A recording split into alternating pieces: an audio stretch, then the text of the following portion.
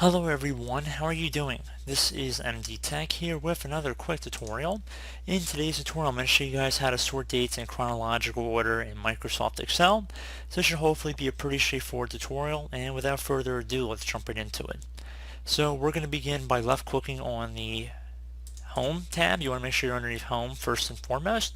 And let's say I have all these employees here and I want to sort by date of when they were first hired. This tutorial will show you guys how to do that.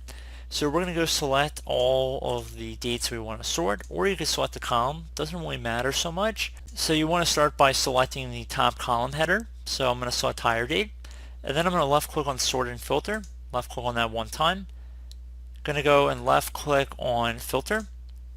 Now there's a little drop down box that appears next to hire date. You want to left click on that, and then select either you want to sort oldest to newest or newest to oldest. So just select that. And you can see all my dates have been ordered oldest to newest. And if you just want to copy this into a new worksheet or whatever, you're more welcome to.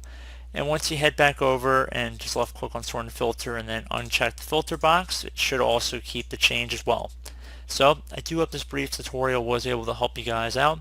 And as always, thank you for watching. And I do look forward to catching you all in the next tutorial. Goodbye.